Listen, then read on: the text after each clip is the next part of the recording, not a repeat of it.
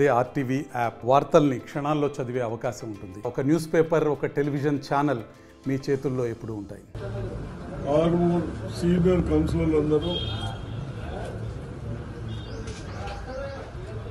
గత ప్రభుత్వాలు ఏవైతే ఇబ్బంది పెట్టారో, డెవలప్మెంట్ లేక కనీసం ముఖ్యమంత్రి గారికి, కేసీఆర్కి వారి కాన్స్టిట్యున్సీలలో మహాల్స్ కట్టడానికి డబ్బులు ఉంటాయి. కానీ మన ఆర్మూర్ అంటే మనం చాలా గొప్ప చెప్పుకుంటాం. అటువంటి మున్సిపాలిటీ చేసిన తర్వాత కేవలం ఇన్ని సంవత్సరాలు గ్రామ పంచాయతీలనే మున్సిపల్ బిల్డింగ్ లేక పంచాయతీలు నడుపుతా ఉన్నాం. ఈ దరిద్రులు బాకీలు తెచ్చి, లక్షలాది కోట్లు బాకీలు తెచ్చి వాళ్ళ స్వార్థాల కొరకు, వాళ్ళ కమిషన్ల కొరకు పనులు చేసి, ఆ పనులలో కూడా నాణ్యత లేక ప్రజలకు ఉపయోగపడని విధంగా పనులు చేస్తూ మరి ఆ ఆవేదనతో ఆ పార్టీలో ఉంటే మా ప్రజలకు ఏం సౌకర్యం చేయలేము, ఏం డెవలప్ చేయలేము అన్న ఉద్దేశంతో ఈరోజు కాంగ్రెస్ పార్టీలో జాయిన్ కావడానికి 17 మెంబర్స్ వచ్చినందుకు కౌన్సిలర్లందరినీ అభినందిస్తూ, తప్పనిసరిగా కోర్టు కూడా మీరు కొత్త చైర్మన్ ఎన్నుకోవడానికి అవకాశం ఇచ్చారు. అదేవిధంగా మీ అందరినీ ఒక యూనిట్గా ఉండండి.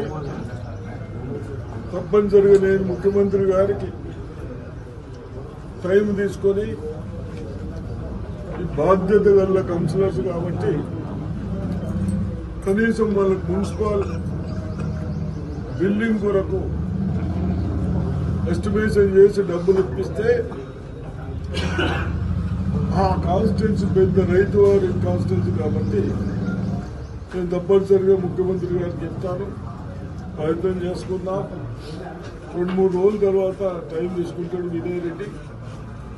అదేవిధంగా మీరందరూ కూడా దయచేసి పాత కొత్త చిన్న చిన్న వాటికి ఇష్యూస్ చేసుకోకుండా, చిన్న ఇంటర్నెట్ అన్నదమ్ములు కొట్లాడతాం, ఇదేదో పార్టీ. అటువంటి దాన్ని పెట్టకుండా కొంతమంది దృష్టికి తీసుకురండి, అవన్నీ సెట్ చేసుకుందాం. మనం అందరం కలిసి ఏదైతే ఎలక్షన్లో ప్రజల కొరకు పని చేయటానికి ఎన్నుకున్నామో ఆ పనులు గుర్తించుకుంటూ దశల వారీగా పనులు చేయడానికి ప్రయత్నం చేద్దాం. ఎందుకంటే ఈ పుణ్యాత్ముడు చేసిన బాకీలకు 7 లక్షల కోట్లకు అడ్డీలకు సరిపోయేటట్టున్నాం మనకు. అదేవిధంగా రైతు బంధు కూడా ఇస్తా ఉన్నాం. బహుశా కొన్ని రోజులే 5 ఎకరాల వరకు కూడా రైతు బంధు అయిపోతా ఉంది. రేపు మీటింగ్ లో గ్యాస్ సిలిండర్ కానీ, పవర్ కానీ డిక్లేర్ చేస్తా ఉన్నారు. ఇట్లా 4 అయిపోతాయి. ఈ విధంగా దశల వారీగా ఒకటి చేసుకుంటూ వస్తా ఉన్నాం. వాడు దద్దమ్మ కేటీఆర్ గారు మాట్లాడతాను, బుద్ధులు లేక ఎక్కడ భూములు ఉన్నా కబ్జాలు చేసుకుంటూ గవర్నమెంట్ భూములు ప్రజలకు మీరందరూ తీసుకొని ఇంకా కాంగ్రెస్ పార్టీలో పైన మాట్లాడుతూ ఉన్నారు. సంస్కారం లేని వాళ్ళు, ఇరిగేషన్ మినిస్టర్ చేసిన వాళ్ళు, ఆయన ఒక పనికిరాని కేవలం మాటలు నేర్చుకున్నారు. మీరందరికీ చెప్తా ఉన్నారు, ప్రజలకు చెప్పండి. 10 years వరకు వాళ్ళ మాటలు విని మనం నాశనం అయింది వ్యవస్థతో రాష్ట్రంగా. మళ్ళీ ఉద్యమం చేస్తాడట. దేని కొరకు ఉద్యమం చేసేది? మీరు రాష్ట్రంలో దేని కొరకు ఉద్యమం చేసేది? తెలంగాణ కొరకు చేసుకున్నాం, తెలంగాణ సాధించుకున్న తర్వాత మీకు ప్రజలు 10 సంవత్సరాలు ప్రభుత్వాలు చేసుకోవడానికి అవకాశం ఇస్తే చెయ్యశాతగాక కేవలం మీ స్వార్థాల కొరకే చేసుకొని ఇంకా కాంగ్రెస్ పైన అంటా ఉన్నారు. కాబట్టి తప్పనిసరిగా అటువంటి వాళ్ళని మళ్ళీ ఒకసారి రాజకీయంలో రాకుండా, రేపు మన పిల్లల భవిష్యత్తు కాకుండా చూడటానికి మీరు యూనిటీగా పనిచేయాలని చెప్తా ఉన్నాను. వైస్ చైర్మన్తో పాటు 18 మంది కౌన్సిలర్లు ఈరోజు ఆర్మూరు మున్సిపల్కి సంబంధించిన టీఆర్ఎస్ కౌన్సిలర్లు కాంగ్రెస్ పార్టీలో చేరిక. టీఆర్ఎస్ కూడా వాళ్ళు సొంతంగా ఇంతకుముందు కాంగ్రెస్ లో ఉన్న వాళ్ళు కూడా బలవంతంగా వస్తావా సస్తవా ఆ బెదిరింపుల్లో చాలా మంది పోయారు. రేముతో పోలే.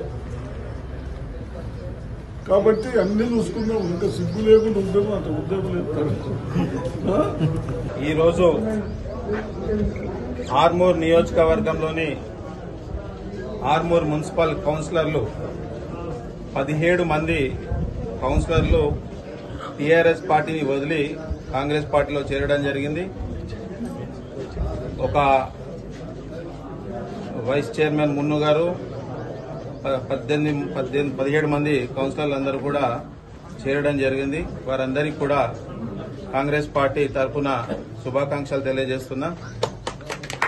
సుదర్శన్ రెడ్డి గారు, మా గురువు గారు అయిన సుదర్శన్ రెడ్డి గారు బోధనలో, మరియు డిసిసి అధ్యక్షులు మానాల మోహన్ రెడ్డి గారు, ఖైర్బాయ్ గారు, గంగాధర్ గారి ఆధ్వర్యంలో ఈరోజు పార్టీలో జాయిన్ కావడం జరిగింది.